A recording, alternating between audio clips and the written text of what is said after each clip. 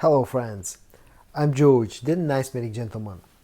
Welcome back to my channel guys. I hope that all of you are doing great.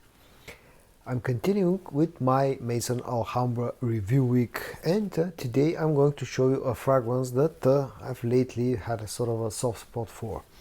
It's called Lowe Ombre, and it's a clone of Louis Vuitton's Ombre Nomade. And in this video I'm going to tell you why I like this fragrance.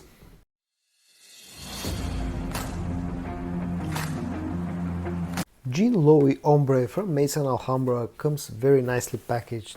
Initially you get the fragrance in this white bottle box. On the front you got the name of the fragrance, the name of the company, the EDP, the concentration EDP, the bottle size 100 milliliters. On the top you got the again Maison Alhambra logo. On the back a sticker of authenticity along with some additional information which is in English and Russian for some reason.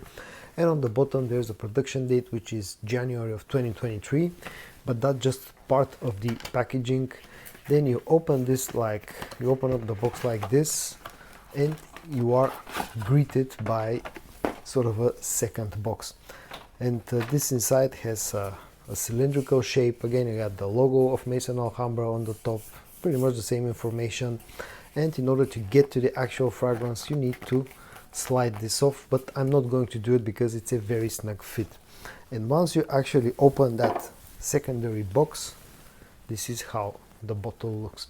As you can see, the bottle itself and the box itself, they are very reminiscent, very similar to the original fragrance from Louis Vuitton. The bottle is nice, heavy, in that brownish color. You got a magnetic cap.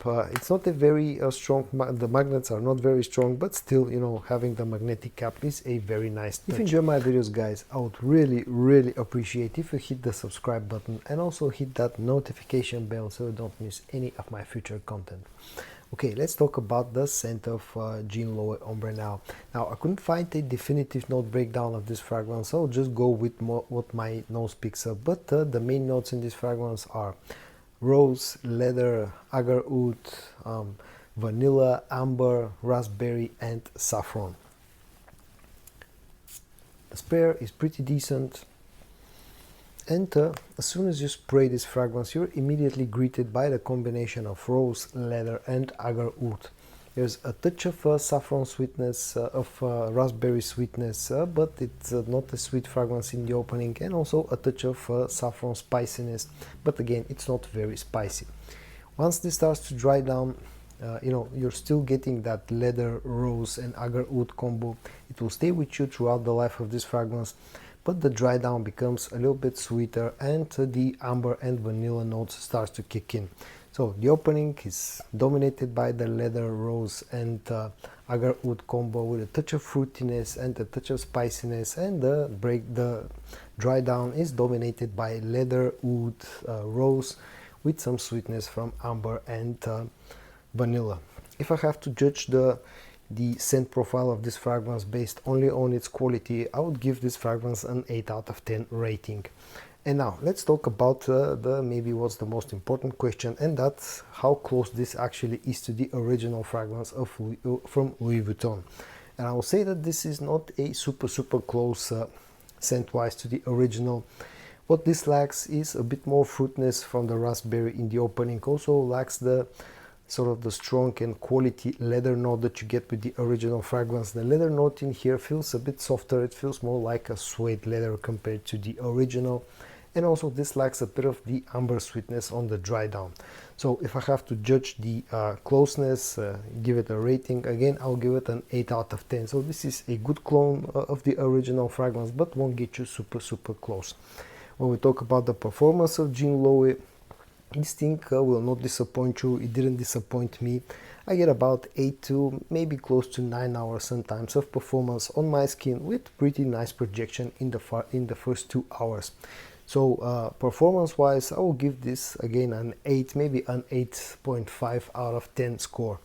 When it comes to the price tag, I'll quote what I had to pay for this fragrance, and I paid slightly over $35, so the equivalent of slightly over $35 in order to acquire Lowe Ombre, which in my opinion is a pretty good deal, considering that you get a nice quality of the presentation, nice bottle, nice sprayer, good scent, and that will get you quite close to the original scent. Now I've seen some places this to go over over the $40 mark, and I will say that over $40 is maybe getting into a little bit of unreasonable territory. So if I have to score this based on the the price that I paid, I will give this a 7 out of 10, because this is a little bit of one of my little bit more expensive clones in my collection. When we talk about the versatility, the scent profile of this fragrance, let's be honest, is not super versatile because of that leather, rose and oud combo that you get with this one. This is strictly orientated towards cold weather usage, the colder months of the year, and also more towards nighttime usage. So I'll give this maybe a 6.5 out of 10 rating for the versatility. Maybe you can wear this one in slightly warmer weather, but as long as you don't overspray, and this is definitely not a good scent for office usage. And on to my final thoughts and my final rating of Jean Lowe Ombre from Maison Alhambra. Now, as I said in the beginning of this video, lately I've had a sort of a soft spot for this fragrance. It's not the best clone, the best quality clone, or the closest thing that you can get to Louis Vuitton's Ombre Nomade. I have a different fragrance that I think is closer, almost identical to the original, but that one is way more expensive compared to this one. This strikes a nice balance between nice packaging, scent of the bottle, scent of the the quality of the scent, performance, how close it is to the original, and the price tag. If you take all these things into mind, then Jean Lowe Ombre from Maison Alhambra is a pretty decent deal. If I have to score this fragrance, how much I like it, I will give it maybe an 8.5 out of 10 rating, which is a pretty good rating in my opinion. So if you're looking for a decent clone of Louis Vuitton's Ombre Nomade that will not burn a hole in your pocket, you can definitely check out Jean Lowe Ombre from Maison Alhambra. Also, if you're not familiar with the original scent, but combination of agar oud, leather and rose sounds interesting to you, again, you can definitely check out Jean Lowe Ombre from Maison Alhambra. Just keep in mind that in my opinion, in order to like this fragrance, you need to like fragrances that have a heavy leather and heavy rose notes. If those two notes don't scare you, definitely check out Jean Lowe Ombre from Maison Alhambra. But as I said, my final rating of this fragrance is an 8.5, so it gets a huge like from me. So guys, in today's video I showed you a very good alternative to Louis Vuitton's Ombre Nomade from Maison Alhambra, Jean Lowe Ombre.